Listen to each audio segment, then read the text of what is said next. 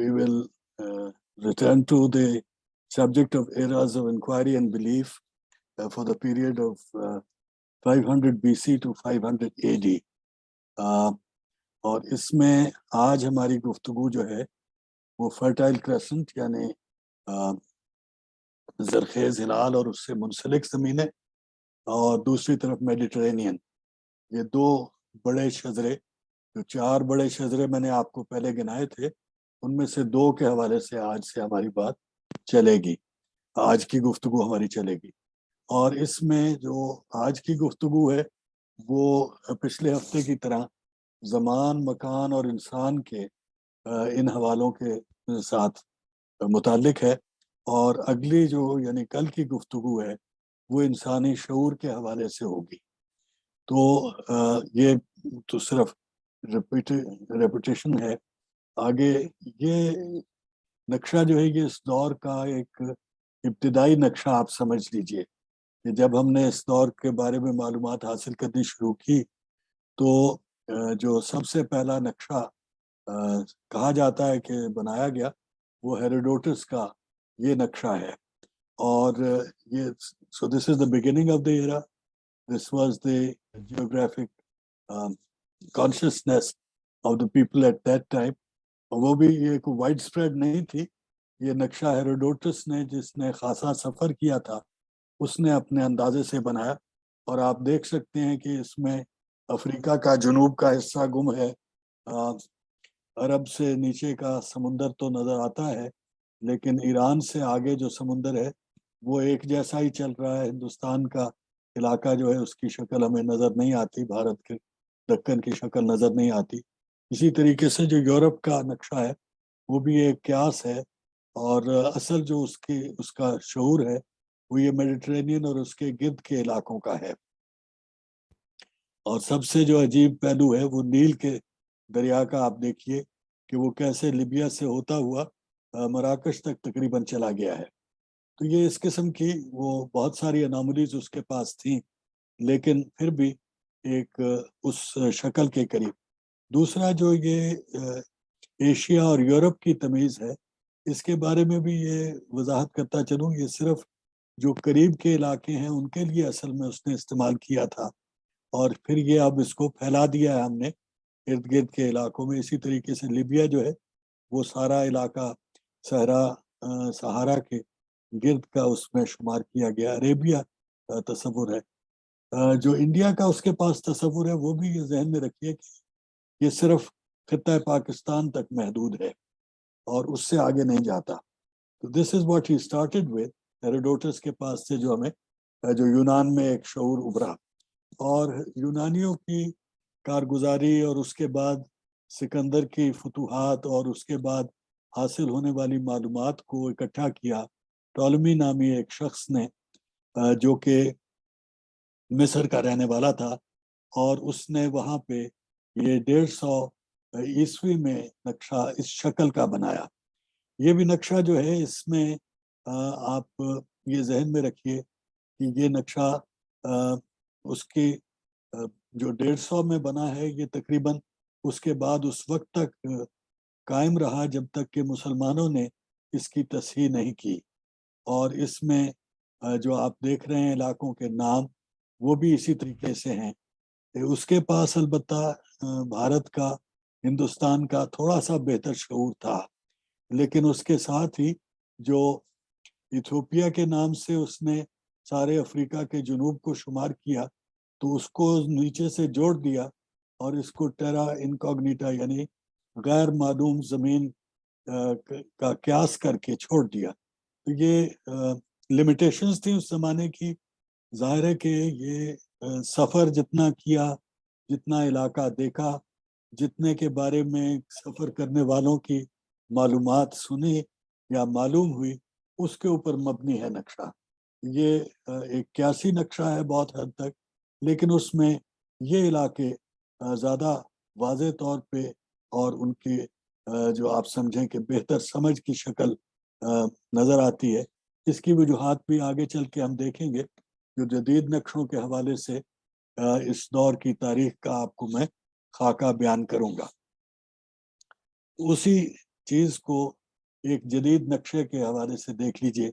और ये नक्शा मैं क्योंकि बार बार इस्तेमाल करूँगा, और ये मेरा तरीका आपके साथ रहा है कि एक आध नक्शा मैं ऐसा रख लेता हूँ जिसे बार बार इसलिए इस्तेमाल किया जाए कि फिर उस नक्शे के मानूस होने की वजह से उस पे जो तब्दीलियां मैं करता हूँ या जो हवाले मैं बताता हूँ वो आपको बेहतर समझ आएंगे और नजर आएंगे। तो इस तरीके से ये दो अजीम शजरे हैं, एक मेडिटरेनियन का और एक ये फर्टाइल क्रेसेंट तो यहाँ पे रह गया, और उससे मुंसलिक ये सारी ज़मीन सेंट्रल एशिया तक, जिसमें दरियाए सिंध की हद को आप समझ लीजिए कि इस वक्त हमारे लिए मौसर हद है। और ये जो सारा इलाका है ये इस दूसरे शजरे में आ जाता है, जिसमें ईरान, इराक और सऊदी अरब जिसको हम कहते हैं, जज़ीरा नुमा अरब, और तुर्की का अनातोलिया का इलाका, कोकाफ का इलाका। और इसमें जो ये पहाड़ हैं इनके नक्शे को ख़ास तौर पे जहन में रखिए, और ये जहन में रखिए कि इनके यहाँ इन इलाकों में या रेगिस्तान है या ऐसे मैदान हैं जहाँ पे थोड़ी बहुत ज़राअत की जा सकती है। ये इलाके हैं जहाँ पे भरपूर ज़राअत की गुंजाइश है, और ये इलाके हैं जहाँ भरपूर ज़राअत की गुंजाइश है, और ये इलाका है जहाँ पे भरपूर ज़राअत की गुंजाइश है। तो जो आपको पेस्ट्रल और रूरल और अर्बन की वो ज़िंदगी के अंदाज हैं, उनके हवाले से भी ये नक्शा इस लिहाज से बहुत अहम है कि आपको ये इस इलाके की कैफियत बहुत अच्छी तरह से नज़र आ सकती है।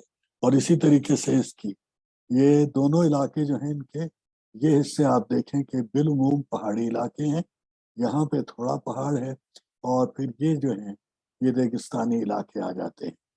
तो इस नक्शे की रोशनी में आगे हम बात करेंगे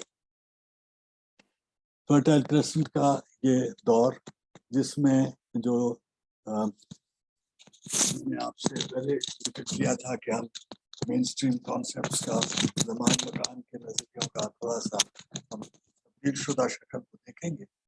उसमें जो ये इस दौर में फर्टाइल क्रेसेंट का इलाका है, इसमें शजरों और शिराजों की कैफियत ये है कि ये मोनोथिस्टिक दुनिया है, जहाँ पे पिछले हफ्ते की गुफ्तगू में सारे लोग जो हैं वो नॉन मोनोथिस्टिक थे। एक वो गिरोह था जहाँ पे तकरीबन कोई इलाही तसव्वुर था ही नहीं, यानी चीन का इलाका, या अगर कोई इलाही तसव्वुर था तो बड़ा इनफेक्टिव किस्म का इलाही तसव्वुर था। जिस तरह वो एक देवता का मैंने आपसे जिक्र किया था। इसके बरक्स जो साउथ एशिया का इलाका था वो माइथोलॉजी का इलाका था। वहाँ हमने सारे कसरें निकाल दी थी, 3 मिलियन के करीब देवताओं का जिक्र या उससे भी ज़्यादा का किया था। तो ये देवताओं की बहुतात एक जगह और इलाही तसव्वुर का फुकदान दूसरी जगह, ये पिछले हफ्ते की गुफ्तगू के लोग थे। ये शजरे इस वास्ते इनसे अलहदा करके आपके सामने दौर वही है। दो इसमें फ़र्क है, एक ये कि इनका लिंक बहुत ज़्यादा गहरा है बमुकाबिल उन दो का। यानी वहाँ पे मैंने आपको दिखाया था कि उनके दरमियान जो है तिब्बत का इलाका है, और साइडों से उनका राब्ता जो है वो गाहे गाहे होता रहता है। राब्ता भरपूर है जब होता है, लेकिन जब नहीं होता तब भी वो बिल्कुल अलहदा हो जाते हैं उस लिहाज से।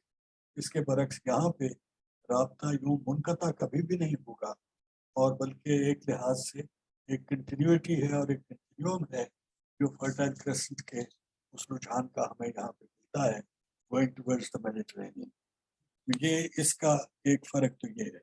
दूसरा इसमें यहाँ पे हमें वो रुझान जो कि एम्पायर बिल्डिंग का रुझान आगाज से शुरू हुआ था, और जो हमने देखा था कि चीन में तो बड़े भरपूर तौर पे राइज हो गया तकरीबन शुरू ही से, यानी सन 2000 के बाद से हम वहाँ पे एक इम्पीरियल रुझान देखते हैं, छोटी रियासत जो है बड़ी होती जाती है। उसके बरक्स भारत और हिंदुस्तान और दक्कन के इलाकों में हमें ये रुझान ना होने के बराबर मिला था। उसके मुकाबले में यहाँ पे हम बतदरीज इस रुझान को आकाद के वक्त से बढ़ता हुआ देखेंगे। اور جس دور میں ہم داخل ہوئے ہیں اس میں میڈ ریاست کا آخری زمانہ، اور پھر آخمینی، اور پھر ان سے میسیڈونین ریاست کا ابھرنا، اور ان سے پھر ایران کے علاقے میں ساسانی اور باقی علاقوں میں دوسری ریاستوں کا ابھرنا ہے، جس میں سے کچھ کا میں آپ سے ذکر کر لوں گا اور کچھ شاید گفتگو کے وقت کے حساب سے رہ جائیں۔ تو یہ ان میں وہی رجحان جو پیسٹل شیرازوں کا سلٹ کی طرح اور نومیڈک شیرازوں کا، بلکہ پہلے شیرازہ ان کا ہونا ہی مشکوک ہے، اور اگر شیرازہ ہو بھی تو وہ ایک ٹائٹل ڈپازٹ کی طرح اس کے جو عمل ہے وہ آپ کو ملے گا۔ یہ جو بات میں نے کی ہے اس کی زیادہ تفصیل تو کل کی گفتگو میں انشاءاللہ میں آپ کے ساتھ کروں گا، لیکن یہاں صرف اتنی بات بتا دوں کہ یہ جو ایک سملی کے مدد سے ایک جو مشابہت کا وہ حوالہ دے کے جسے آپ ترمی اور اس طرح کرتے ہیں گرامر کی اصطلاح میں، تو وہ ان کی مدد سے بات کو سمجھانا یہ ایک اینالیٹیکل ایپسٹمالوجی سے نکلنے کا طریقہ ہے۔ میں کسی چیز کی کہوں گا کہ یہ اس طرح کی کیفیت ہے تو آپ اسے ایک آرگینک یا اسٹیک انداز یہ بات کو سمجھانے کے لیے ایک متبادل طریقہ ہے۔ تو اس کے حوالے سے زبان کی جو کیفیت تھی فرٹائل پریسنگ میں، ایک تو اس کے لیے میں نے یہ ٹائٹل میں 2 لفظ استعمال کیے ہیں، یونیفیکیشن اور ریسٹرکچرنگ۔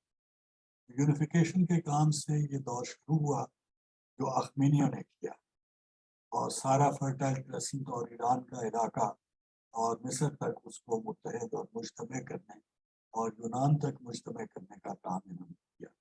اور دوسرا جو ریسٹرکچرنگ کا کام ہے وہ یونانیوں نے کیا، جو کہ اس کے بعد ان کے جانشین تھے، اور پھر ان کے جانشینوں نے جو کہ ساسانی تھے، اور ٹالمی جس کا میں نے آپ سے ذکر کیا اسی کا ہم نام، ایک ٹالمی تھا جو کہ جغرافیہ دان تھا، اور ایک ٹالمی تھا جو کہ حاکم ہوا تھا یہاں پہ۔ تو ٹالمی جو ہے وہ ٹالمی کر کے لکھتے ہیں، ٹالمی بولتے ہیں جہاں تک مجھے بتایا گیا ہے۔ تو ٹالمی صاحب جو تھے انہوں نے جو یہاں پہ حکومت کی، تو پھر اس کے خاندان سے ہی کلیوپیٹرا صاحبہ تھیں جو آئندہ آئیں۔ ایک تو یہاں پہ ہم تبدیلی یہ دیکھتے ہیں کہ جو پیسٹل لوگوں کا انداز تھا کہ وہ داخل ہوتے تھے، داخل ہو کے اور پھر خراج دیتے یا اپنے لیے لوٹ مار کرتے اور واپس چلے جاتے، یا ایک مستقل سلسلہ بنا لیتے لوٹ مار کا یا خراج وصول کرنے کا، اس کی بجائے امپیریل ایک انداز، ایک سیٹل ہونے کا، سیٹل ہو کے ریاست بنانے کا انداز ہمیں ملنا شروع ہوتا ہے۔ اور اسی چیز سے جو شیرازے اور شذرے جو ہیں ان کی نوعیت کچھ بدلنی شروع ہو جاتی ہے۔ یہ ٹریڈ انکاؤنٹرز کا دور جو ہے اس میں ہم داخل ہو گئے، جیسا کہ اگلی سلائیڈوں میں آپ کو نظر آئے گا۔ ٹریڈ پہلے بھی موجود تھی، لیکن جیسے وہ میں نے آپ کو بتایا رورل پیسٹل بائنری جو ہے وہ سبسائڈ کر رہی ہے، اسی طریقے سے ٹریڈ جو ہے وہ اسینڈنٹ ہے، اس میں اضافہ ہو رہا ہے۔ یہ نہیں ہے کہ تب ٹریڈ تھی نہیں یا اب رورل پیسٹل بائنری موجود نہیں رہی، بلکہ یہ کہ جو نمایاں عنصر ہے وہ یہ والا ہے۔ تو اس میں ہم دیکھتے ہیں کہ یہ تجارت اور فوجی تنظیم اور سکلز وغیرہ کے جو شذرے اور شرازے بننے کا کام ہے، سوشل آرگنائزیشن، ایڈمنسٹریشن، اسکرپٹ پہ ٹیکنالوجی، یہ چیزیں جو ہیں یہ اب ابھرنے شروع ہو جاتی ہیں۔ اسی طریقے سے اس دور کے زمان کی جو خاصیتوں میں جو تاریخ کا شعور ہے اس میں ایک اہم رجحان یہ کہ یہودیوں کے جو بالادستی ہے وہ تو تقریباً اس دور کے ابتدا میں ختم ہو جاتی ہے، جب نوچند نظر جو ہے وہ یہودیوں کو پکڑ کے لے جاتا ہے، لیکن اس کے بعد ان کی جگہ عیسائیوں کا ظاہر آنے کا گنجائش ہی نہیں جب تک حضرت عیسیٰ نہیں آتے۔ 20ویں دور میں داخل ہونے کے بعد عیسائیوں کے نمایاں ہونے کا وقت جو ہے وہ بتدریج آتا ہے، لیکن یہاں سے یہ تبدیلی جو ہے یہ شروع ہو جاتی ہے، اور جو سیمیٹک لوگ ہیں ان میں قیادت جو ہے یہودیوں سے نکل کے اور عیسائیوں کے ہاتھ میں چلی جاتی ہے اس 1000 سال کے عرصے میں جس کی ہم بات کر رہے ہیں۔ دوسری تبدیلی جو اسی زمانے میں آتی ہے وہ یہ ہے کہ اس زمانے کی ابتدا میں یونانی فلسفے کے عروج کا سلسلہ شروع ہوا تھا، اور تقریباً 3 صدیوں تک یہ عروج جو ہے وہ برقرار رہا۔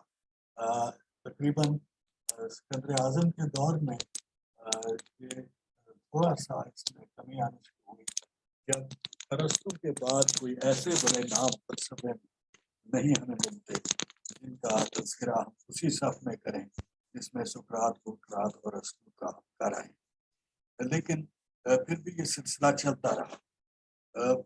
تھوڑے عرصے کے بعد چونکہ یونانیوں کے ہاتھ سے قیادت نکل کے رومنز کے ہاتھ میں چلی گئی، اس واسطے وہ رجحانات جو کہ یونانیوں کے ساتھ منسلک کرتے ہیں وہ ختم ہو گئے، اور روم کی انتظامیہ جو ہے اس میں اور اس کی فوجی کارروائی میں، جو میں پہلے آپ کو یہ اسی طرح سے بتایا، تجارت میں، اس کی انتظامی معاملات میں، یہ لیٹن علاقوں میں قیادت کا، اور وہاں پہ یہ سلسلہ جو شروع ہوا اس میں رفتہ رفتہ جب عیسائیت کے پاس قیادت آئی تو جو یہ فکری سلسلے تھے جو یونان سے چلے تھے وہ رکنے شروع ہو گئے، اور جو عقیدے کے معاملے ہیں وہ حاوی ہونے شروع ہو گئے، اور ریچول اور ڈاگما جو ہے ان کا دور آ گیا، جس کے نتیجے جو الہی اقتدار کا تصور سینٹ آگسٹائن نے پیش کیا وہ چرچ کا اور روم کے سے منسلک سارے علاقوں کا ہو گیا، لیکن وہ چیز تو ہم پھر وہ میڈیٹرینین کے حوالے سے مزید دیکھیں گے، مگر یہ اس دور کی خصوصیات یہاں پہ چونکہ میں نے بیان کر دی ہیں، ان میں سے کچھ چیزیں پھر میں آگے جب آپ کے ساتھ میڈیٹرینین کی بات کروں گا تو نہیں کروں گا۔ یہ کچھ جنرل چیزیں جو دونوں سائڈوں پہ استعمال ہونے کی ہیں وہ یہاں پہ میں نے اس میں ساتھ شامل کیے ہیں فرٹائل کرسٹ۔ ایسا ہی ایک حوالہ یہ اگلی سلائیڈ ہے جس میں نقشے پہ وہ علاقے بتائے ہیں جہاں پہ لوہے کے کام کو کرنے کی صلاحیت سن 1000 قبل مسیح میں موجود تھی، وہ علاقے جہاں پہ 800 قبل مسیح تک یہ پھیل چکی تھی، وہ علاقے جہاں پہ 650 کے قریب تک یہ پھیل چکی تھی۔ یہ اپروکسیمیشنز ہیں جو میں نے اس نقشے پہ اس لیے دکھائی ہیں تاکہ نمایاں ہو جائے، ورنہ آپ یہ اگلے نقشوں میں بھی دیکھیں۔ اگلے نقشوں میں ان کے ساتھ میں جو چیز آپ کی توجہ کہوں گا کہ مرکوز رکھیے اس پہ، یہ کہ نئی ایتھنیسٹیز، نئی ریشل حوالے جو ہیں وہ ہر نقشے میں آپ کو ملتے جائیں گے، اور یہ جو حوالہ ہے یہ بھی آپ کو وہاں ساتھ نظر آتا جائے گا۔ اس سے آپ کو جو اگلی بات میں بتانا چاہ رہا ہوں یہ کہ ایک قدرتی لنک تھا فرٹائل کریسنٹ کا میڈیٹرینین کے ساتھ۔ یہی چیز جو ہے یہ یہاں پہ کریٹ میں ہونے والی تمدن جو ابھرا اس کے لیے، اور یونان میں جو مائسینین تمدن تھا اس میں رجحان ہمیں ملے تھے جو شاید ہیٹائٹس کے وسیلے سے یہاں تک پہنچے تھے یا کچھ اور چیزوں۔ اسی طریقے سے یہاں پہ رہنے والے فونیشین جو ہیں ان کے بارے میں پہلے بھی آپ سے عرض کر رہا ہوں کہ پہلی اینالیٹیکل ایکسرسائز جو کہ ساری دنیا میں اس کی تاثیر ہم آج تک دیکھتے ہیں وہ پیدا ہوئی، یعنی حروف کی شکل میں آوازوں کو تقسیم کرنا۔ ویسے تحریر کا فن پہلے آ چکا تھا، لیکن فونیشینز نے یہ جو کارنامہ کیا جس کی وجہ سے ان آوازوں کو ہم فونیٹکس کہتے ہیں، اسے میں اینالیٹیکل ایپسٹمالوجی کا ایک مرکزی اور بلکہ پہلا نمایاں واضح حوالہ تسلیم کرتا ہوں، اور اس سے یہ انالیسس کا رجحان جو ہے وہ یونان کی کالونیز تک پہنچو، جو آئونین کالونیز یہاں موجود تھیں اس کے فونیشینز کے قریب۔ تو فونیشینز کا یہاں سے پھیلنا اور ورنہ یہ آگے چل کے میڈیٹرینین کے حوالے سے ہم دیکھیں گے. لیکن جو بات میں آپ کو بتا رہا ہوں یہ کہ ایک فطری رجحان ہے فرٹائل کریسنٹ کا اس سمت میں آگے اپنی تاثیر بڑھانے کا، جو ان دونوں شجروں کا ایک آپس میں لنک ہے اور مستقل ملتا رہے گا، اس کی طرف توجہ کرنے کی. اور آپ دیکھیے کہ یہ لنک کیسے آگے بڑھتا جاتا ہے. یہی اسی دائرے کے حوالے سے جس میں ہمیں یہ لوہے کے کام کی وہ حد نظر آ رہی ہے، اسی کو بڑھتا آپ دیکھیے گا کہ کیسے یہ اثرات جو ہیں دونوں طرف پھیل رہے ہیں اسی میں فرٹائل کریسنٹ سے. فرٹائل کریسنٹ کے یہ اور پھر اس میں جو نئی جو آپ کو میں نے کہا کہ شیرازے نئے ابھر رہے ہیں، ان کا بھی آپ کو علامتیں ملتی رہیں گی، نشانیاں ملتی رہیں گی. یہ اسی طریقے سے یہ میڈین امپائر جو ہے بیبیلونین امپائر، اس کے گرد کس طریقے سے یہ اثر کر رہا تھا. اس میں یہاں پہ یہ جو کیلٹس کا لفظ ہے یہ پچھلے بھی 2-3 نقشوں میں آیا ہے. یہ ایک اہم نام اس لیے ہے کہ یہ وہ قوم ہے جسے یونانی جنگلی کہتے تھے، اور یہ وہ قوم ہے جس نے پھیل کے تقریباً سارے علاقے میں اپنے اثرات چھوڑے. اور اس کے اوپر ہی پھر بعد میں وہ لوگ ہمیں ملتے ہیں جنہیں میں آپ کو جرمینک کے نام سے اور نارڈک کے نام سے آگے چل کے بتاؤں گا. یہ اس حوالے سے یہ ایک انڈر لے ہے کہ آپ سمجھ لیجیے کہ ایک فرش ہے جس کے اوپر آئندہ ساری نسلیں اور نسلی قومیں آ کے آباد ہوں. یہ بھی اصطلاح میں تھوڑی سی وضاحت کر دوں. نسلی قوم کی اصطلاح میں نے پہلے آپ سے شاید نہیں کہی، لیکن یہ میری ایک پسندیدہ اصطلاح ہے. یہ ایتھنیسٹی کا ایک متبادل ہے اور تقریباً اس کے ہم معنی ہے، لیکن اس میں فرق یہ ہے کہ جیسے ایتھنیسٹی میں یہ بات گم ہو جاتی ہے کہ اس کا کوئی ریشل حوالہ بھی ہے اور اس کا کوئی سیاسی حوالہ بھی ہے، وہاں اس نسلی قوم کی اصطلاح میں ریشل کے لیے نسلی حوالہ لفظ استعمال کیا ہے اور قومیت کا لفظ استعمال کر کے اس میں تہذیب، تمدن، ثقافت اور انتظامی حوالے سے کچھ باہمی تعلق کا عنصر جو ہے وہ میں شامل کرتا ہوں. کہ نسلی قوم ایسے لوگوں کے لیے میں استعمال کروں گا. یہ آگے چل کے پھر میں اس کے حوالے سے تھوڑی سی بات چونکہ کرنا چاہتا ہوں، اس لیے یہ اس کو ذرا سی خاص جگہ دے دیجیے اپنے ذہن میں، کیونکہ میں اپنی بات کو سمجھانے میں مجھے مدد ملے گی اس چیز سے. یہ کیلٹس کے پھیلاؤ کا، ان کے اثر کا ایک نقشہ ہے. ان نقشوں کے بارے میں بھی میں یہ بتا دوں، یہ میں نے ایک ایٹلس سے لیے ہیں. یہ بہت ساری ایٹلسز ہیں. ہر ایٹلس کے بنانے والا نئی ایٹلس اس لیے بناتا ہے کہ اسے پچھلی ایٹلس میں کوئی سکم نظر آیا ہوتا ہے یا اس کا خیال ہوتا ہے کہ اس میں کوئی سکم رہ گیا ہے. جیسے میں ورلڈ ہسٹری پہ سکم رفع کرنے کے لیے یا ان کی نشاندہی کرنے کے لیے بات کر رہا ہوں. نکلاس جو ہیں ان کو آئیڈینٹیفائی کرتا ہے. So when you look at various historical atlases or various maps showing historical events, you will find changes in that. ایک نے ایک طریقے سے اس کو انٹرپریٹ کیا، ایک نے دوسرے سے کیا. میں نے صرف چند انٹرپریٹیشنز آپ کو یہاں متعارف کرا سکتا ہوں، تو وہ سامنے اس لیے رکھتی ہیں کہ یہ اس میں تبدیلیاں جو ہیں وہ تحقیق کے حوالے سے کئی مرتبہ صرف باریکیوں کی ہوتی ہیں، کئی دفعہ بڑی بنیادی تبدیلیاں ہوتی ہیں، لیکن چونکہ ہم صرف خاکہ بنا رہے ہیں اس لیے اس میں اتنی وضاحت کافی لگتی ہے مجھے. تو اس حوالے سے اس کو ذہن میں رکھیے کہ کیلٹس یا سیلٹس جن لوگوں کو کہا جاتا ہے ان کے پھیلاؤ اور ان کے اثرات کے ایک تصور یہاں پہ بیان کیا گیا ہے. یہ بھی سلائیڈ پہلے آپ کے ساتھ میں شیئر کر چکا ہوں. ان میں آپ یہ دیکھیے گا کہ میں تھوڑی سی تبدیلی لے آتا ہوں بات. مثلاً ہسٹوریوگرافی کے حوالے سے میں نے آپ سے ذکر کیا اس سلائیڈ میں کہ یہ دور جو ہے اس میں تلمود کا جو ہے اس کو آپ ایک اہم تاریخ کا ماخذ سمجھیں.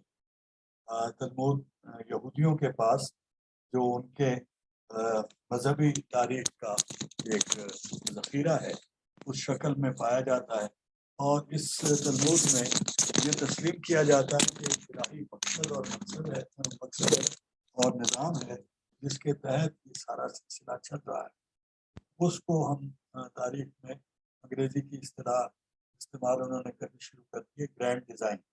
تو یہ ڈیوائن گرینڈ ڈیزائن کی شکل میں تلمود تسلیم کرتی ہے، اور اس کے لیے دوسری تاریخ نگاری میں اصطلاح ہم استعمال کرتے ہیں ڈائیڈیکٹک۔ ڈائیڈیکٹک سے مراد ہے جو سبق آموز ہو، تو تاریخ نگاری جس میں تاریخ کا بیان کر کے ہم سمجھتے ہیں کہ پڑھنے والا جو ہے اس کو کچھ سبق ملنا چاہیے اس سے، تو اس کو ڈائیڈیکٹک ہسٹری کہتے ہیں۔ تو تلمود ڈائیڈیکٹک ہسٹری ہے، اور یہ چیز جو ہے کسی کی ایک تبدیل شدہ اور اپڈیٹڈ شکل وہ تھی جو کہ بائبل کی شکل میں ہمارے سامنے آئی، یعنی تورات کی شکل میں، انجیل کی شکل میں، اور جو اس کے بعد قرآن میں تاریخ نگاری ہے، قرآن پاک میں، وہ بھی ڈائیڈیکٹک ہے۔ وہاں پہ بھی سبق سکھایا جاتا ہے کہ یہ فلانی قوموں کے ساتھ ایسا ہوا تو سبق کیوں نہیں حاصل کرتے، تو اس کو ڈائیڈیکٹک کہتے ہیں۔ یہ زمانہ ڈائیڈیکٹک ہسٹوریوگرافی کا تھا، جو میں نے آپ کو وہ 7 قسم کی تاریخوں کا ذکر کیا تھا، ان پہ آپ اس کو شمار کر سکتے ہیں۔ اور دوسری جو اس دور کی خاصیت ہے یہ ہے کہ گریک اور رومن ہسٹوریوگرافی جو ہے وہ امپیریل اور کلچرل ڈومیننس کی طرف، ان کی اپنی بالادستی کی طرف، وہ ایک مذہبی رجحان تھا اور ایک دنیاوی یا دنیا داری کا رجحان تھا۔ آبادی کے لحاظ سے جو نئی قومیں خاص طور پہ نمایاں ہیں فرٹائل کرسٹ میں، ان کی یہ ایک چھوٹی سی فہرست میں نے آپ کو 6 قومیں یہاں پہ بیان کرتی ہیں، اور وہ فرق میں جو پیسٹرل امپائر بلڈرز کا ذکر میں پہلے کر چکا ہوں۔ یہ سلائیڈ خاص طور پہ میں آپ کو توجہ اس جو نسلی قوموں کے حوالے سے میں نے بات کی، اس میں ایک خاص اہم چیز میرے لیے بہت ایک ایسا حوالہ ہے جس کے اوپر جسے مد نظر رکھ کے تاریخ مشاہدہ اور اس کا فہم جو ہے اس میں بڑی ہم پیش رفت کر سکتے ہیں، اور وہ یہ ہے کہ 2 طرح کے ہمیں پیسٹر لوگ ملتے ہیں، قبائلی لوگ بنتے ہیں عام طور پہ یہ لوگ، یعنی جو گلہ باندھ اور خانہ بدوش قسم میں 2 قسم کے ہمیں گروہ عام طور پہ ملتے ہیں۔ ایک جن کی قبائلی یکجہتی ایک بڑی واضح قسم کی قیادت اور ایک گہرے باہمی ربط کا تقاضا کرتی، ایسی یکجہتی ہمیں مثلاً منگولوں میں اس وقت ملی جب کہ چنگیز اور اس کے خاندان والے قیادت کر رہے تھے۔ دوسری جو ہمیں ملتی ہے وہ ساکا میں ملے گی، جو اب بات کرنے لگا ہوں، یا اس سے پہلے ہمیں سیمیٹک لوگوں میں ملتی ہے۔ یہاں پہ وہ اپنے باہمی تعلق کو تو تسلیم کرتے ہیں، اور اس کی وجہ سے ایک بھائی چارہ اور ایک ہم آہنگی کا اور کچھ ایسی باتیں جو کہ ان کی کلچرل یونٹی کا حوالہ ہوتی ہیں، ان کو وہ تسلیم کرتے ہیں، لیکن پولیٹیکل یونٹی کی طرف انہیں کوئی خاص دلچسپی نہیں ہوتی۔ اس کی مثال آپ یہاں پہ دیکھیے، یہ ساکا ہیں، یہ پارا دریا کہلاتے ہیں، یہ اس لیے کہ اس دریا یعنی سمندر کے پار، یہ ساکا ہیں، ٹگرا خدا کہلاتے ہیں، یعنی اس دریا کے ساتھ جو منسلک لوگ ہیں وہ ٹگرا خدا کے حوالے سے، اور یہ ساکا ہموارگا کہلاتے ہیں، یعنی وہ ساکا جو ایک ہموار میدان، یہ آپ کے جو ٹرانساکسیانا کے پلینز ہیں، جہاں پہ آپ کا مرو اور سمرقند اور بخارا ہیں، وہاں کے لوگ، اور یہ پہاڑی علاقے کے تین شام کے اور ادھر تائی پہاڑوں کے علاقے کے مارسا کا جن کو اس طرح استعمال کی یونانی اور ڈسکوری اسٹوریز، اور یہ جو اصطلاحیں ہیں ان کی بھی یہ اہمیت میں آپ کو توجہ دلانا چاہتا ہوں۔ یہ اصطلاحیں ہیں پہلوی اصطلاحیں، ایران کی اصطلاحیں اور انہیں اختیار کیا اور پھر ان میں تبدیلی پیدا کی یونانیوں. یہ اس طریقے سے ان کی لوس کنفیڈریشن والی شکل ہے، اور اس کے برعکس وہ منگول اور دوسرے ایسے لوگ جو ہیں ان میں آپ کو بڑی سالڈ انٹیگریشن ملے گی. یہ اس قسم کا فرق جو ہے اس کو ان کی کارگزاری، کی پیسٹل زندگی اور ان کی امپیریل زندگی دونوں میں ہمیں فرق نظر آئے گا. جو انسان فرٹائل کریسنٹ کے علاقے میں تھے ان کی باتوں کا حوالہ جو ہے وہ آپ اس میں دیکھ لیجیے کہ سکندر کے ساتھ جو آخمینی تعلق تھا وہ میں پہلے آپ سے ذکر اس کا کر بھی آیا ہوں، اور پھر جو گریک اور میڈیٹرینین اور فرٹائل کریسنٹ کا جو تعلق ہے وہ بھی میں آپ سے پہلے کر آیا ہوں. یہ نقشہ جو ہے یہ اچھی طریقے سے ایک اہم نقشہ ہے میری رائے میں. یہ ایشیا سے یعنی یہ چین کا علاقہ بتایا ہے، اور اس سے مائگریشن اس کی سرحد سے یہ اس سمت میں اس سمت میں اس سمت میں متفرق لوگ. تاریخ میں بہت سارے نام ہیں، کچھ جو اوپر آ گئے اور کچھ جو یہاں پہ ہماری گفتگو میں نہیں آ سکے. یہ بہت سارے نام ہمیں ان لوگوں کے ملتے ہیں یہاں پہ بتائے گئے. اسی نقشے کو میں نے اگلے نقشے میں سیدھا اس لیے کر دیا کہ پرسپیکٹو درست ہو جائے، ورنہ وہاں پہ شاید زیادہ ڈیٹیل موجود ہے کیونکہ وہ اس سے ذرا بڑا نقشہ بنتا ہے. لیکن یہاں پہ آپ دیکھ سکتے ہیں کہ جو، اور یہ اگلے نقشے کے ساتھ آپ موازنہ کیجیے گا کہ یہ مانگولائڈ لوگ کہلاتے ہیں. یہ وہ پیسٹل لوگ ہیں جو کہ اسٹیپس میں رہتے ہیں چین کے لیے، اور ان کا میں نے بتایا تھا ادھر اور ادھر ادھر کے آتے تھے. ان میں سے لوگ ہیں جو آل دا وے ٹو نارتھ یورپ پہنچے، اور یہ کیسپین سے اوپر سے بھی گزرے اور نیچے سے بھی، بلیک سی کے اوپر سے بھی گزرے، نیچے سے بھی کاکیشس کے اوپر سے بھی گزرے، نیچے سے بھی. اور یہاں پہ جو آریہ جن کو ہم کہتے ہیں وہ بھی، اور اسی طریقے سے ترک اور منگول جو ہیں ہو کے آئے. ان لوگوں کی اس موومنٹ کی ایک خاصیت جو ہے اس میں کہاں مونگولائڈ کی جو کلاسیفیکیشن ہے وہ ختم ہونی چاہیے، اور کہاں کاکیشائڈ کی شروع ہونی چاہیے، اور پھر کاکیشائڈ کیا ہوا، یہ بات میری سمجھ سے باہر ہے.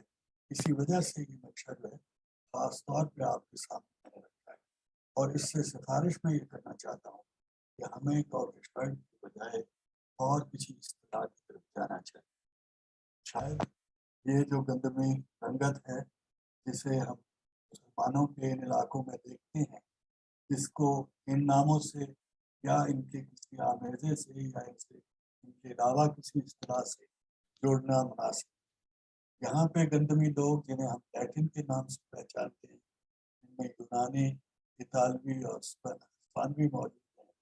ان کے لیے شاید یہ لیٹن کی ہی اصطلاح بہتر ہے. اور یہاں پہ جو کیلٹک اور جرمینک اور نارڈک لوگ ہیں جن میں فلپینز اور گالس اور پارٹس اور ڈینز یہ سب آ جاتے ہیں، ان کو ساروں کو ایک کاکیشائڈ کے نام کے تحت رکھ کے اس نقشے کی شکل میں بیان کر دینا، میں اس سے سخت اختلاف رکھتا ہوں، اور آپ سے بھی سفارش کروں گا کہ اس کے لیے کوئی بہتر اصطلاح تلاش کریں.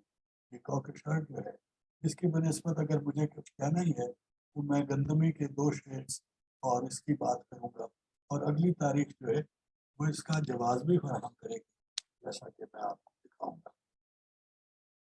بہر طور یہ پرشین امپائر ہے، اور میں نے آپ کو بتایا تھا کہ سکندر کی ریاست جو ہے وہ اس سے کچھ بیش نہیں ہے، اس سے زیادہ نہیں ہے، اور یہ نقشہ اس کی تصدیق کر رہا ہے.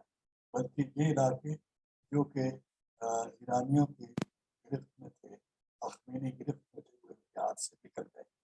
اور صرف اگر کوئی اضافہ ہے تو مقدونیہ کا اپنا علاقہ ہے جو کہ پہلے ہی اس کے سکندر کے ہاتھ میں تھا.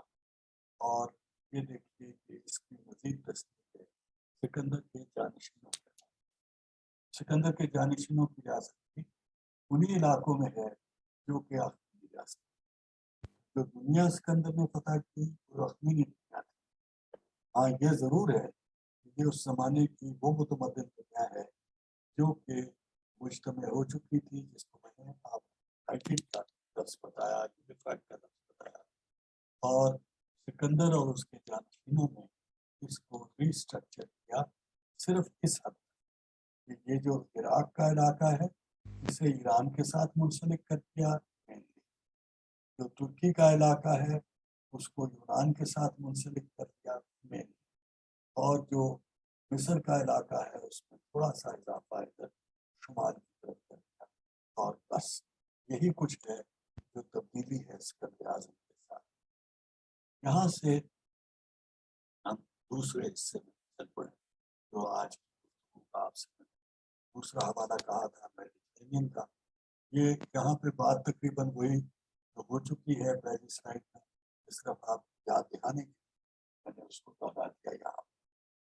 یہ جو زمان کی کیفیت ہے اس میں بھی پہلا خانہ میں نے چھوڑ دیا ہے، اور دوسرا جو ہے اس میں نے آپ کو بتایا کہ کیسے فونیشین اور گریک جو انداز تھا اربنائزیشن کا اس سے کیسے تبدیلی آئی، وہ تبدیلی جس سے شہری زندگی کا ایک انداز یکسر تبدیل ہو گیا، یعنی کالونائزیشن کا انداز۔ کالونائزیشن کی بات تھوڑی سی شاید میں نے پچھلی میں کی تھی، یاد تو پڑتا ہے، وہ یہ ہے کہ یہ وہ انداز ہے جس میں ایک تھوڑے تھوڑے فاصلے پہ علاقہ جہاں پہ پڑاؤ کر کے ضرورت کے تحت اپنی تجارت کے مرکز بنائے جائیں یا شہری مراکز قائم کیے جائیں، یہ کالونائزیشن کا انداز ہے جس میں بنیادی دلچسپی اور ترجیح اس ریاست کی ہوتی ہے جہاں سے کالونائزیشن کا سلسلہ چلا ہے۔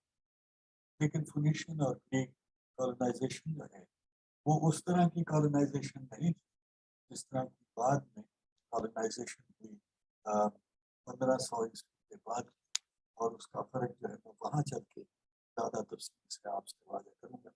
لیکن جو بنیادی انداز ہے کہ وقفے وقفے سے پڑاؤ کر کے مرکز قائم کرنا اور وہاں سے پھر پھیلنے کا سلسلہ یا وہاں سے اپنی ضروریات حاصل کرنے کا سلسلہ، یہ انہوں نے شروع کیا تھا۔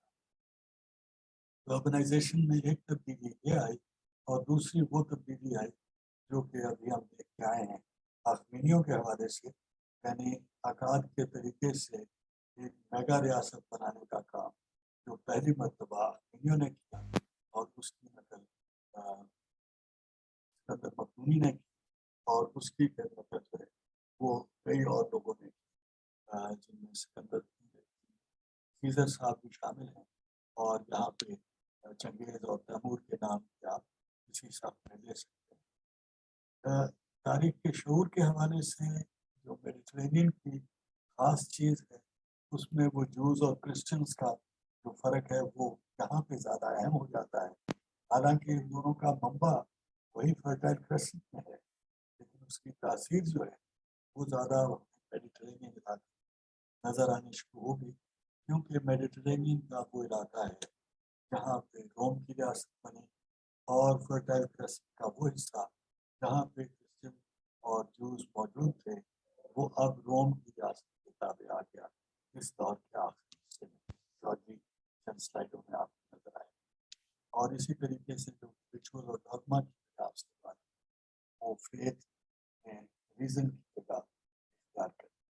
یہ پرانی سلائڈ کا وہ ٹکڑا ہے جو کہ میں دکھایا کرتا ہوں کہ ہمارا موجودہ دور جو ہے اس میں شذروں اور شہازوں کی کیا کیفیت ہے۔ یہ روم کی ریاست میں نیا داخل ہونے والا عنصر ہے، اور اس کے پاس ہمیں تھوڑا سا وقت وہ اس واسطے کہ یہ وہ عنصر ہے جس سے ہمارا اگلا دور جو ہے اس کی ساری تاریخ تعبیر، جو میں نے ابھی آپ کو سیمیٹک کے وہ کوکیشوائڈ کی اصطلاح بدلنے کے لیے سفارش کی، یہ وہ لوگ ہیں جو جنہوں نے یورپ کو یورپ بنانے کا پہلا کیا۔ اس سے پہلے روم کے شمال میں یورپ شمال مشرق میں یورپ کا لفظ استعمال ہوتا تھا اس علاقے کے لیے، لیکن وہ یورپ کا کوئی ایسا تصور نہیں تھا، وہ جنگلی لوگوں کا علاقہ تھا جو اس کے شمال میں تھا، اور یہ جو جنوب کا علاقہ تھا یہ متمدد علاقہ روم کی ریاست کی اور کچھ نہیں تھا اس کا وجود، یہ اس کسی یورپ کا حصہ نہیں تھا۔ لیکن اس میں وہ جنگی لوگ جو ہیں وہ گاہے گاہے پریشان کیے رکھتے تھے. وہ 700 قبل مسیح کے زمانے سے جو روم کی ریپبلک وجود میں آئی اس کے لیے یہاں پہ یہ لوگ پریشانیاں پیدا کرتے. ان میں یہ گروہ جس کا تذکرہ 120 BC کے قریب ملنا شروع ہو جاتا ہے، یہ جرمینک لوگوں کا اضافہ. ان جرمینک لوگوں کے بارے میں جیسے کہ یہ تیر آپ کو دکھا رہے ہیں، ہم قیاس کرتے ہیں کہ یہ ڈینمارک، ناروے، سویڈن کے علاقے کے قریب سے ابھرے، یعنی یہ بھی ایک بالٹک لوگ تھے جو کہ وہاں سے ابھرے اور پھر پھیلتے پھیلتے پھیل. یہی تصور آگے بھی آپ کو نقشوں میں ملے گا. تو یہ جرمنس کا یہاں سے دخول اور 180 AD تک ان کی کارگزاری جو ہے اس کا تذکرہ تو اس نقشے میں، لیکن ان کی کارگزاری کا زیادہ نمایاں اور اہم سلسلہ تب شروع ہوا جب ویسٹرن رومن ایمپائر زوال پذیر ہوئی، جس کا تذکرہ بھی آگے چل کے آنا ہے. یہ ان کو توجہ دینے کی ضرورت ہے. یہاں سے آپ ان کی کارگزاری کو دیکھنا شروع کر دیجیے اور ان لوگوں سے مانوس ہونا شروع کر دیجیے، کیونکہ یہ ہماری اگلی دور کے تاریخ میں ایک اہم کردار ادا کریں گے. اور 500 عیسوی اور 1500 عیسوی کے درمیان یہ اس جغرافیے کو جو یہاں پہ نظر آ رہا ہے اسے یورپ بنائیں.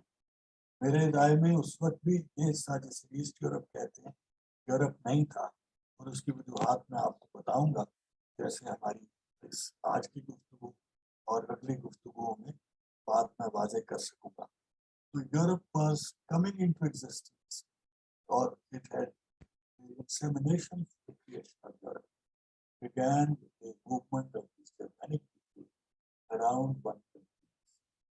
But at this time they were not sufficiently powerful or important to become a core of the Europe. They were only sufficiently important to disrupt the Roman Empire, or they were becoming sufficiently important to disrupt it. अभी भी वो disrupt नहीं कर सके थे. یہ 500 AD کے قریب جا کے ڈسرپشن جو ہے وہ بھرپور شکل اختیار کرے، جیسا کہ آپ کو پتا ہے. ان کا مقابلہ کرنے کے لیے اور نئے علاقے فتح کرنے کے لیے روم کی فوجیں لیجنز کہلاتی تھیں، اور ان کی یہ علاقے اس نقشے میں بتائے گئے ہیں. ان کی کارگزاری کا ایک پہلو یہ نقشے میں آپ کو دیکھ لیا، آپ نے دیکھ لیا. دوسرا جو میں آپ کی توجہ اس میں دلانا چاہتا ہوں یہ ہے کہ these were essentially personal armies of specific. Caesar کی جو فوج کی لیجنز جو ہیں وہ اس کی وفادار تھی. روم کی وفادار اس طرح سے نہیں. جب اس کا اپنے سسر کے ساتھ مقابلہ ہوا اور جب اس نے اپنے سسر کو شکست دی تو وہ لیجنز جو اس کی تھیں وہ اس کے حمایتی تھیں اور دوسرے سسر صاحب کی ان کی حمایتی تھی. حالانکہ دونوں روم کی لیجنز تھیں لیکن آپس میں لڑ پڑے. یہی کیفیت سیزر کے قتل کے بعد ہم دیکھتے ہیں مارک اینٹنی کی قیادت میں اور جو بروٹس اور کیسیس وغیرہ ہیں ان کے ساتھ بھی اسی طریقے سے. یہ رومن لیجنز کی شکل جو ہے اس میں آپ یہ سمجھ لیجیے کہ جرنیلوں کی فوجیں ہیں اور ان کی وفادار ہیں، وہ کسی حد تک بھی روم کی تابع تسلیم کی جائے اور اس سرحدی علاقوں میں کارگزاری. یہ نقشہ جو ہے یہ اس تقسیم کا نقشہ ہے جو روم کی ریاست میں 395 کے قریب ہوئی، اور یہ ڈائیکلیٹین کے اور پھر کانسٹنٹائن کی قیادت میں یہ پھر ایک پختہ چیز بن گئی، اور یہ پھر ویسٹرن رومن ایمپائر اور یہ ایسٹرن رومن ایمپائر کے نام سے پہچانی. مسلمانوں کی تاریخ میں جس علاقے کو روم کہا گیا وہ یہی ایسٹرن رومن ایمپائر جس کا کانسٹینٹینوپل مرکز تھا. یہ روم تھا وہ اس وقت تک زوال پذیر ہو چکا تھا. جو صورت میں تذکرہ ہے غلبۃ الروم کا وہ یہاں کے روم کے حاکم ہیں، کانسٹینٹینوپل کے، نہ کہ روم کے شہر کے حاکم. یہ ایسٹرن اور ویسٹرن رومن ایمپائر کا نقشہ ہے۔ یہ اسی طریقے سے جو آپ کو میں نے بتایا جرمینک لوگوں کا، ان کی اب تباہ کاری کا یہ 5th سینچری کے حوالے سے تذکرہ آ گیا، اور ان کے ساتھ یہ جو ہے یہ اٹیلا کی فوجیں، ہنس کی فوجیں آ گئی۔ یہ زمانہ ہے، وینڈلز ہیں، سویبی ہیں، اور جرمینک لوگ ہیں، آسٹروگوتس ہیں، ویزیگوتس ہیں، اور یہ اٹیلا ہے۔ ان ساروں کی گلدار میں رومن ایمپائر کی سارے شذرے کی نظام کو تہس نہس کر دیا اور دنیا بدل گئی روم کی۔ میڈیٹرینین جس کا ایمرجنس آف رومن لیک کے عنوان سے میں نے ٹائٹل رکھا تھا، اس کے مکان کی کیفیت جو ہے اس میں کلونیل کی بات تو میں آپ سے پہلے کر آیا، سی بیس ٹریڈرز کے حوالے سے ان کا میں نے ذکر آپ سے کر دیا۔ یہ ان کا پورٹس پہ قبضہ کرنے کا رجحان تھا، اور یہ انہیں میں ویسٹرن کے متبادل شکل مانتا ہوں، جس میں جانور کی بجائے بحری بیڑی یا کشتی جو ہے وہ ٹرانسپورٹ کا ذریعہ بنا۔ باقی تمام وہ خصلتیں جو ویسٹرن لوگوں کی وہ آپ کو ان میں ملیں۔ یہ بات بھی میں یہاں پہ کہنا چاہتا ہوں کہ جو آگے اور نقشے بھی میں اس کے حوالے سے آپ کو دکھاؤں گا، جو فونیشینز اور گریکس نے کالونیز بنائی اور کالونائزیشن کا طریقہ اختیار کیا، وہ ایک بنیاد بن گیا اس نئی شیرازہ بندی کا جس کو روم نے استعمال کیا، اور جس کی مدد سے پھر اس نے ان سارے شہروں کو جو جہاں جہاں ان کی کالونیز بنی تھیں ان کو جوڑ کے اور رومن ایمپائر کی شکل دی۔ یہ روم کی جو فطری بڑھنے کا رجحان ہے، اس کی ابتدا تو اس نے اٹلی کے علاقے سے ہی کی، لیکن وہاں سے بڑھ کے پہلے بالکل اس کے بالمقابل کارتھیج کا علاقہ تھا، جو اپنے نقشے میں ابھی آپ کو دکھاتا ہوں، اور پھر اس کے بعد دائیں بائیں پھیلتے پھیلتے کارتھیج کو شکست دیتے دیتے وہ سارا علاقہ جو کہ میڈیٹرینین کے ساحل کا تھا اس پہ روم کی ریاست پھیل۔ یہ فونیشین لوگ اور ان کے سیٹلمنٹس کے علاقے جو ہیں یہاں پہ دکھائے ہیں، اور اسی طریقے سے ڈورین گریکس جو ہیں یہ ان کا پیلا ہے، ایونین جو ہے ان کا گلابی ہے، یہ ان لوگوں کی سیٹلمنٹس کی جامنی رنگ ہے، یہ فونیشینز کی سیٹلمنٹس ہیں۔ اور یہ آپ کو یہ موجودہ الجیریا اور ٹیونس کا علاقہ ہے، اور یہ اس کے بالمقابل آپ دیکھیں صرف تھوڑا سا فاصلہ ہے سسلی اور اس میں، یہاں پہ مقابلہ ان دونوں کا جو کہ بحری طاقت بننے کا رجحان رکھتے تھے، کیونکہ دونوں پہ فونیشیائی اثر موجود تھے، دونوں فونیشیائی آف شوٹس ہیں ایک لحاظ سے، اور کچھ جو ٹروئے سے نکل کے کارتھیج اور روم جانے کا ایک کہانی بتائی جاتی ہے، اگر وہ درست ہے تو ان کا باہمی تعلق اس سے بھی گہرا اور پرانا ہے۔ یہ دونوں یہاں ٹروئے سے فرار ہونے والے گروہ تھے، جن میں سے پہلے وہ جا کے کارتھیج میں رکے، اور پھر وہیں سے ایک گروہ ان میں سے اٹھ کے اور روم یعنی اٹلی کے اس علاقے میں پہنچا۔ یہ فونیشین اور گریک علاقے ہوئے کالونیز کے، یہ فونیشینز کی کالونیز کا، اور یہاں پہ اب آپ کو جو فونیشینز کی اپنی نقل و حمل ہے اس میں یہ راستہ استعمال ہونے کے آثار بھی نظر آ گئے کہ یہاں سے بھی اور یہاں سے بھی یہ براہ راست، اور پھر یہ یہاں سے اوپر کی طرف اور یہاں سے ہو کے آنا یہ اپنی جگہ۔ اسی طریقے سے یہ جو انویژنز کی بات ہے، وہ جو پہلے میں نے آپ کو اس نقشے میں دکھایا تھا، اس کی یہ 451 اور 378 کی جنگیں جو ہیں ان کی نشاندہی کر کے ہنس کا، وینڈلز کا، گوتس کا تقسیم ہونا، آسٹروگوت یعنی ایسٹرن گوت اور ویزی گوت ویسٹرن گوت کی شکل میں، اور پھر وینڈل گروہ جو ہے اس کا یوں، جن سے وینڈلزم کی اصطلاح بنتی ہے، چیزوں کو بے وجہ تباہ کر دینا، وینڈلزم کہلاتا ہے۔ یہ انہی کے نام سے، جیسے بربریت کی اصطلاح بیچارے بربروں کے ساتھ منسلک ہو گئی، उसी तरीके से इवेंजलिज्म जो है वो इन लोगों के साथ मुंसलिक हो गया। अब ये इनके सफर की बात है। और ये आप देखिए कार्थेज से इनका रोम की तरफ सफर, ये इसी तरीके से ये लिंक जो है बड़ा गहरा है और ये तमाम जजायर से होते हुए ऊपर की तरफ। इस अमल को जो इंसान का या डेमोग्राफिक पहलू है उसमें कुछ चीज़ें तो हम ऊपर जिक्र कराए, लेकिन 2-3 बातें मैं आज की गुफ्तगू को समेटने से पहले करना चाहता हूँ।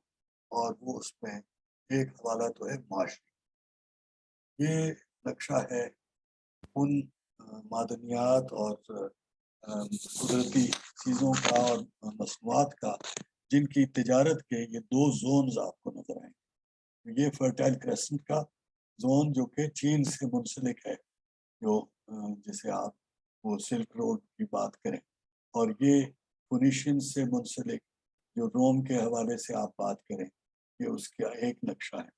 इसी का ज़रा मुख्तलिफ किस्म का नक्शा ये वाला है। मैं इसकी बहुत ज़्यादा तफसील में नहीं जाऊँगा, आप इसको स्टडी कर लीजिएगा जैसे आपके दिलचस्पी हो। और तीसरा ये जो कि बिलखुसूस रोम के दाखिली तिजारत और सनत के हवाले से और रोम के फैले हुए इलाकों का, तो इसमें भी आप देखिए यहाँ पे ये साउथ की पट्टी जो है पतली है, जैसा कि रेगिस्तान की वजह से होने की तवक्को है। ये मिस्र का इलाका है। यहाँ पे जो फर्टाइल क्रेसेंट में आगे ना जाना है, दिस इज द सिग्निफिकेंट। ये अहम चीज़ है नोट करने वाली कि ये अनातोलिया का इलाका, ये यूनान का इलाका, ये इटली का इलाका, ये तो मुतवक्के हैं कि रोम की रियासत यहाँ फैलेगी। ये कि यहाँ पे इतने वसी पैमाने पे फैले, ये ज़रा गैर मामूली है। और ये फिर वही अहम बात इस लिहाज से है, ये शजरों की तब्दीली का सबब यहाँ से चलते हुए जो फिनिशियन और ग्रीक्स थे उसको छोड़ के रोमन्स ने ये क्यों किया और फिर उसके नताइज क्या हैं। ये रोम के अपने मिजाज की कुछ खासियतें हैं जो अगली एक आध स्लाइड में मैं मजीद उस पर आपकी तवज्जो दिलाना चाहूँगा। ये जो 3 हवाले आपसे बताए थे, ये इसकी मैंने यहाँ पे मजीद कोई वजाहत नहीं की, क्योंकि ये मैं यहाँ पे आपको इसकी तवज्जो दिलाना चाहता हूँ। ये जो इकाइयाँ मैंने आपको बताई, ये गौल का इलाका है। जो रोम का ताल्लुक गौल के साथ है, इसका सबब वो केल्टिक जो सुलूक था, जो लैटिन यहाँ पे आबादियों का मामला था, जो जिनका ये यूनानी जब यहाँ पे दाखिल हुए तो उनका ताल्लुक था, उससे कुछ खास गहरा इसकी वाबस्तगी का मामला है। और इसी वजह से यहाँ से फिर आगे ये इंग्लिस्तान के इलाके में, अब पूछें कि यहाँ क्यों नहीं गए, अगर यहाँ जा सकते हैं ये तो यहाँ पे समुंदर पार भी नहीं करना। लेकिन वो जो एक शजरों की अपनी माहियत होती है और शिराजों का अपना मिजाज होता है, उसका मामला है। यहाँ पे ये शिराजे हैं, ये शजरे नहीं है। गॉल्स के ममालिक इस तरह से नहीं है, फ्रांस मुल्क की शक्ल नहीं रखता, लेकिन यहाँ पे गॉल्स फिर रहे हैं जो पेस्टल लोग हैं किसी हद तक, और किसी हद तक शायद नोमैडिक हैं जो केल्टिक लोगों के हवाले से। तो इनकी कोई वाबस्तगी इनके साथ जो है, ये लैटिन कौमों की आपस के ताल्लुक के कुछ पहलू जो कि यूनानी तारीख नगारी में गुम हैं, लेकिन जिनके असरात हमें इस तारीख के जो तारीख नगारी है और तारीख के बयान और जदीद तहकीक है उसमें इसकी कुछ चीज़ें हमें मिलती हैं। कुछ की तशरीह मगरिब ने की है और कुछ की नहीं की। ये अमल जो है ये ख़ास तौर पे मेरी राय में काबिल गौर है। और इसमें जो यूनानी तरीके को तर्क करने की बात है वो भी बहुत अहम है। और वो तर्क करने की बात ये है, मैंने आपको ऊपर की स्लाइड में एक में बताया था कि यूनान में फ़लसफ़ा था, रोम में इंतज़ामिया थी। यूनान में कॉलोनीज बनी जिनमें तिजारत तो कुछ हुई, लेकिन यहाँ पे इनकी फौजी कार्रवाई जो है वो बड़े छोटे पैमाने पे थी।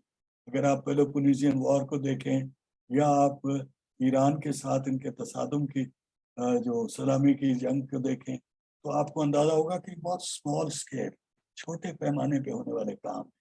اس کے برعکس ان کا مزاج فتوحات کا وہ تھا جو کہ میں نے آپ کو بتایا، امپیریل مزاج یہاں سے چلا تھا جو کہ اخمینیوں سے لیا تھا۔ اس کی نقل سکندر مقدونی نے کی تھی، لیکن یونان میں وہ وبا نہیں پھیل سکی۔ یہ وبا پھیلی روم میں، جس نے سکندر مقدونی سے اور اخمینیوں سے یہ سبق سیکھا، اور پھر اس کے لیے یہاں پہ بڑھنے کی اس کے پاس صلاحیت تھی نہیں۔ یہ جو فطری طور پہ اس کے قبضے میں آ گئے وہ تو ٹھیک تھے، کیونکہ ان کے ساتھ وہ پہلے سے منسلک تھا۔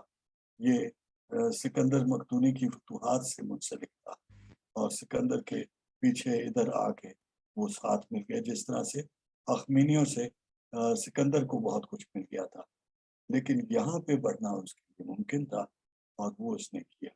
یہاں پہ جانا خاص طور پہ سگنیفیکنٹ ہے اس تعلق کے لیے جو کہ فرانس اور انگلستان کے درمیان ہے، جو تب سے چلا آ رہا ہے، اور اس کی اہمیت ہم بار بار دیکھتے رہیں گے اگلی گفتگوؤں میں بھی انشاءاللہ۔ ایک تو یہ پہلو ہے جو کہ آپ کے سامنے روم کے مزاج کا فرق اور اس کی امپائر کا فرق، یونانی کالونائزیشن اور ایکسپینشن کے فرق کے ساتھ اس کا موازنہ کیجیے۔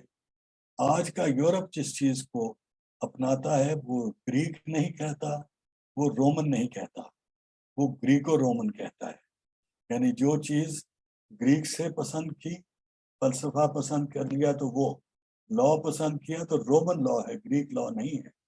یہاں سے روم سے اگر لینا ہے تو ایڈمنسٹریشن لینی ہے، گریس سے ایڈمنسٹریشن نہیں لینی۔ جو ان کی ڈیموکریٹک انسٹیٹیوشنز ہیں ان میں ایک آمیزہ ہے، لیکن وہاں پہ بھی زیادہ تاثیر جو ہے وہ رومن ہے۔ یہ طریقہ جو ہے اس کی اہمیت آپ کو یہاں سے پتہ لگے گی، جو اس زمانے سے ان دونوں علاقوں میں اس کا اثر پھیلا۔ یہاں کیوں نہیں پھیلا، اس کے معاملات کیا تھے، اس میں کارتھیج کے ساتھ اس کا تعلق، اور ہینیبل بروکس کی جو بات شاید میں نے آپ کو نہیں بتائی، وہ میرے لیے وہ بہت دلچسپ اور اہم بات ہے۔ یہاں کا ایک حاکم تھا کارتھیج کا، اور یہاں پہ روم کے حاکم جو جب اس کے ساتھ لڑ رہے تھے تو ان جگہوں کو پیونک وارز کہتے ہیں۔ پیونک وارز میں یہ کبھی کبھی روم کا پلہ بھاری ہوتا تھا، کبھی ان کا۔ تو ہینیبال نے یہ ہاتھی یہاں سے لیے اور اتنا فاصلہ طے کر کے یہاں سے پہاڑوں پہ سے گزر کے، یہاں سے ایلپ سے گزر کے روم پہ حملہ کیا اچانک، اور بڑی بھرپور شکست دی۔ وہ اور بات کہ روم نے اس کے بعد اس کو پچھاڑ لیا اور کارتھیج تباہ ہو گیا، اور اس طریقے سے روم نے سارا علاقہ فتح کیا۔ لیکن یہ ایک بہت بڑا کارنامہ تھا جو کہ ہینیبال نے سر انجام دیا۔ تو یہ اسپین کا علاقہ جو ہے اس میں رومن اور کارتھیجین اثرات ہیں، اس میں گریک اور فنیشین اثرات ہیں۔ یہاں پہ صرف ایک قسم ہے، یعنی رومن اثرات ہیں، نہ گریک ہیں، نہ کارتھیجین ہیں، نہ اور کسی کے ہیں، یہ یا ان کے اپنے گیلک اور کیلٹک اثرات ہیں۔ آخری نقشہ آج کی گفتگو کا یہ نقشہ جو کہ کرسچینٹی کے پھیلاؤ کا ہے۔ اس میں یہ زمانے آپ دیکھ لیجئے کہ روم کی جب روم کی حکومت عیسائیوں کی بےکنی کرنے کی کوشش کر رہی تھی، جب ان کو مٹانے کی کوشش کر رہی تھی، پرسیکیوشن کا دور تھا، تو کہاں تک وہ پھیلے، اور جب پرسیکیوشن کا دور ختم ہوا تو کیسے یکدم ان کا پھیلاؤ جو ہے وہ بہت وسیع علاقے تک ہو گیا، اور وہ اثرات جو ہیں وہ کس طریقے سے ان میں ہمیں آج کے زمانے میں رجحانات ملیں گے۔ یہ کل کی گفتگو میں خاص طور پہ میں چاہوں گا کہ ایک منزل پہ آپ کو یہ نقشہ یاد کراؤں، اس واسطے اس کو بھی ذہن میں رکھیے گا۔ یہ گروتھ آف کرسچینٹی کا پہلا ایک حوالہ ہے، جس کی اگلی منزلیں ہم انشاءاللہ کل کی گفتگو میں اور پھر اگلے ہفتوں کے یہ 6 گفتگو اگلے 3 ہفتوں میں جو ہوں گی ان میں اس قسم کی باتوں کی طرف چلیں گے انشاءاللہ۔ میں آج کی گفتگو کو یہاں ختم کرتا ہوں، تقریباً گھنٹے کی اندازہ تھا. شروع ہم نے دیر سے کیا، اس واسطے میں نے گھنٹہ یہاں تک لگا لیا. اب آپ لوگوں کے کچھ سوال جواب ہوں تو میں حاضر.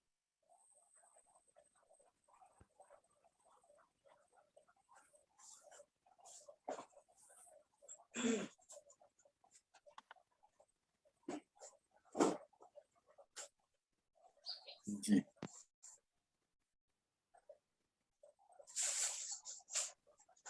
السلام علیکم سر، اجازت ہے میں جی سوال کر؟ جی سر، پہلے تو بہت دعائیں آپ کے لیے. God bless you, بلسفل life. جزاک اللہ. سر میں اپنا یہ جو سوال ہے، یہ سلائیڈ 40 جو آپ نے سیکنڈ لاسٹ دکھائی، یہ یورپین ہسٹری کو پڑھنے کے لیے بڑی اہم ہے، اس کو سمجھنے کے لیے.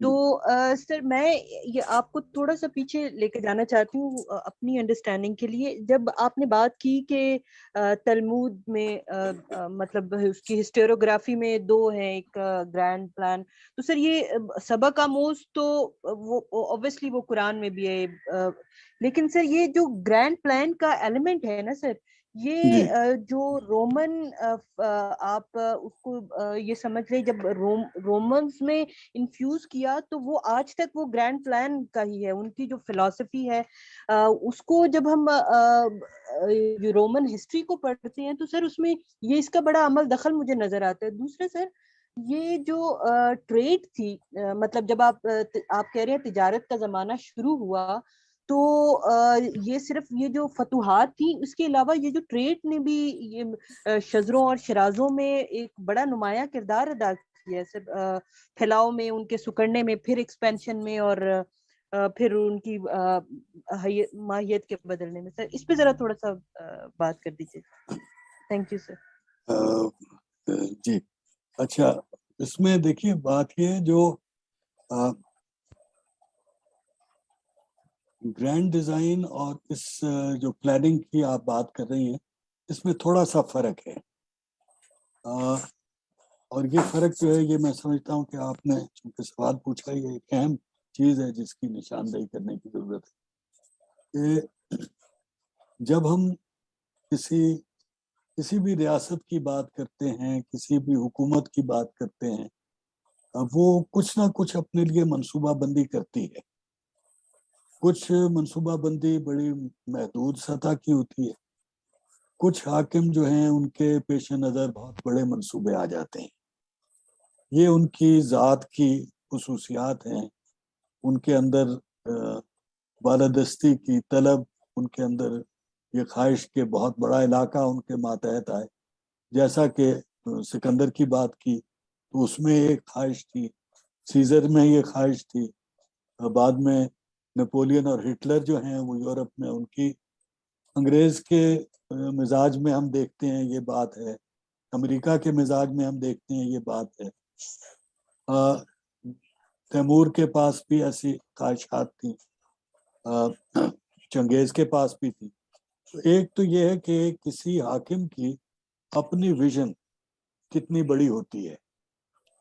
آج کا چین جو ہے اس میں تجارت اور اس میں رابطے قائم کی جو بیلٹ اینڈ روڈ انیشیٹو ہے ان کا، اس میں اپنے رابطوں کو پھیلانے کا ایک رجحان ہے. تو ایک تو یہ رجحان ہوتا ہے جو کسی بھی ریاست میں ہو سکتا ہے، کسی بھی مملکت میں نظر آ سکتا ہے.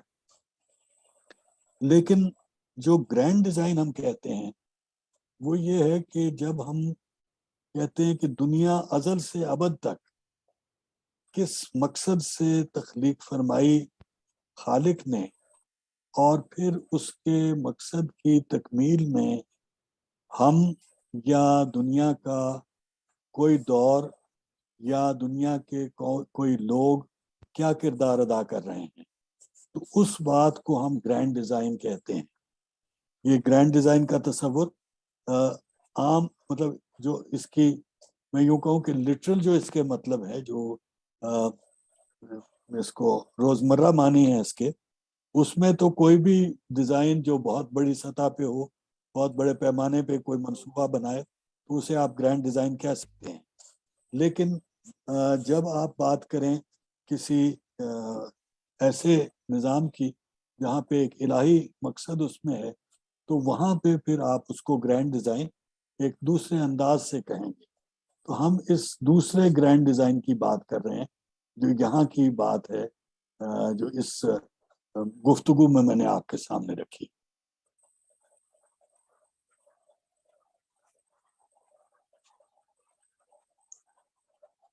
جی خرم صاحب، میری آواز پہنچ رہی ہے آپ تک؟ جی نہیں، میرا سوال بھی نقشے سے متعلق ہے، لیکن وہ آپ کے ذاتی نقشے سے متعلق ہے. کوئی تصویر میں بھی ایسا مسئلہ تھا، کیمرہ ایسے اینگل پہ لگا ہوا تھا کہ آپ کا شمال اور وسط تو دکھائی دے رہا تھا، چہرے کا جنوبی علاقہ اوجھل رہا. وہ میں معافی چاہتا ہوں جی، میں چونکہ یہ ان کو شروع کرنے میں کچھ دیر ہوئی تو پھر میں جب بولنا شروع کیا تو میں نے دھیان نہیں کیا کہ یہ میرا لیپ ٹاپ میں نے ٹھیک طرح نہیں رکھا ہوا تھا. بالکل ٹھیک ہے. میں معافی چاہتا ہوں. اس میں مجھے یعنی اب تو چہرہ نظر آ رہا ہے نا. آندھرا پردیش کا علاقہ نظر نہیں آ رہا. اچھا جی. باقی بالکل ٹھیک تھا، چیزیں بالکل سمجھ میں آ گئی، نقشوں سے بہت مدد ملی، کوئی اس میں شبہ نہیں. راحت صاحب آپ کا کوئی سوال تھا؟ سر سوال میرا بہت سادہ سا ہے. ایک تو ہے تھینک یو سو مچ کہ آپ ہمارے سیٹرڈے اور سنڈے بڑا پروڈکٹیو کر دیتے ہیں، بیکاز ادر وائز تو صبح ہونے میں 2 بج جاتے تھے، تو اب ذرا صبح جلدی کرنی پڑتی ہے. تو تھینک یو سو مچ. اور سوال بھی میرا بہت سادہ ہے. آپ نے ایک بہت خوبصورت کمپیریزن کیا تھا گریکس کا اور رومنس کا، فلاسفیکل اور وارئر اور یہ ساری چیز. تو سر کائنڈلی مجھے یہ بتائیے گا کہ یہ جنریشنز کا یا ریسز کا کوئی ڈفرینس ہے، یا جیوگرافی کا ڈفرینس ہے، یا جیوگرافی اور ریشل ڈفرینسز دونوں ملا کے اس ڈفرینس کو کریٹ کرتے ہیں؟ یہ جو ذمہ داری کا معاملہ ہے نا صاحبہ، میں ڈاکٹر صاحب اس کو میں بہت یقین سے نہیں کہہ سکتا، اور میں جو آپ لوگوں کے ساتھ مکالمہ ہے اس میں بھی کس طرح سے کسی ایک چیز کو وجہ ماننا جو ہے اس کی مخالفت کر رہا ہوں. یعنی یہ سمجھنا کہ یہ صرف زمانے کا فرق ہے، یہ صرف جغرافیے کا فرق ہے، یہ صرف قیادت کا فرق ہے، کہ میں کسی ایک چیز کو وجہ تسلیم کرنے تو مناسب نہیں سمجھتا. میں کہنا یہ چاہ رہا ہوں کہ جو اور یہ انالیٹیکل ایپسٹمالوجی کے ساتھ جو میری وہ مزاحمت کا سلسلہ جاری ہے، اس کا یہ حوالہ جو کل کی آج کی گفتگو کے پہلے بھی میں نے ایک منزل پہ کہا کہ یہ آپ اس کو ایک ہولسٹک یا آرگینک تھاٹ کی شکل میں دیکھیں، اور اس کا مطلب یہ ہے کہ یہ ہم اس بات سے شروع ہوتے ہیں کہ یہ تبدیلی یا فرق تھا. ہم دیکھیں گے کچھ چیزوں کے بارے میں، ہم سوال پوچھیں گے کہ یہ کیوں ہے فرق، لیکن جو کیوں اور کیا کیسے کے سوال ہیں ان کا حتمی جواب دینا میں سمجھتا ہوں کہ یہ ہمارے لیے مناسب نہیں ہے. ہم طے یہ کریں کہ امکانات یہ ہیں. جو روم کا فرق ہے اس میں دونوں چیزوں کا فرق تو پہلے ہی آ گیا نا، کہ جو یعنی جغرافیہ ہے اس کا وہ بہت فرق ہے، اور زبان کا فرق جو ہے وہ بھی آ گیا، اور تیسرا فرق یہ آ گیا کہ یہ شیرازے کا فرق ہے. جیسے میں نے ایک اشارہ کیا تھا کہ روم کے اگر بانیوں کے بارے میں جو روایت ہے وہ مان لی جائے تو یہ یونانیوں کے مخالف تھے. یہ ٹروئے سے ابھرنے والے لوگ تھے. تو اس صورت میں تو بالکل ہی یعنی ان کے ساتھ مزاحمت کا یا مخالفت کا. لیکن یہ ہوتا یہ کہ کچھ چیزیں ہم ان سے سیکھتے بھی ہیں اور کچھ ہم ان کی سیکھی ہوئی چیزوں کو رد بھی کرتے ہیں. تو اس دوہرے رشتے کو نبھانے کا معاملہ جو ہے وہ تو ایک تیسرا عنصر آ گیا. چوتھا عنصر وہ ہے کہ چونکہ جن لوگوں کے آگے جس طرف ان کا رخ ہے وہ مجبوراً اس سے مختلف ہے जिस रुख पे यूनानी चल रहे थे, और उनके सामने जो लोग हैं वो भी मुख्तलिफ हैं। यानी ये ऐसे जंगली लोग हैं जिनको अभी पेस्टल जिंदगी के भी वो दाव नहीं आते जो कि तुर्कों और मंगोलों को आ चुके हैं, जबकि यूनानियों का रुख उन मुतमद्दिन लोगों से था जो उनसे 3000 साल पहले से मुतमद्दिन चले आ रहे थे। राइट तो सर। यानी ये इस किस्म के इतने सारे फर्क हैं कि यहाँ पे सिर्फ इतना कहना ही मेरा ख्याल है, मेरे लिए कम से कम मैं इससे ज्यादा नहीं कह सकता कि ये फर्क हम नोट कर लेते हैं, और उसके असबाब जो है उसके लिए बहुत ज्यादा तहकीक की जरूरत है कि क्या क्या चीजें हैं जो कि उसमें शामिल हैं। ठीक है, thank you so much sir, बहुत सारी चीजों की बड़ी क्लैरिटी आई है इस चीज से। थैंक्स अ ठीक लॉट। है, thank you, okay. Thank you so much sir, बहुत अच्छा लर्निंग एक्सपीरियंस था। रोमन्स के बारे में, उनके लीडर्स के बारे में, उनकी मेंटालिटी और वो सारी चीज़ें की एक क्लैरिटी, एक क्लियर पिक्चर, लाइक अच्छा लगा बहुत। और इंशाल्लाह आगे भी एक अच्छा लर्निंग एक्सपीरियंस रहेगा। सही, इंशाल्लाह बेटा, थैंक यू वेरी मच। आज की गुफ्तगू Thank यहीं you, पे sir. फिर खत्म करते हैं जी। थैंक यू, और फिर कल के लिए इंशाल्लाह जो thank you. General, thank you, okay ji, Allah Hafiz ji. Hafiz.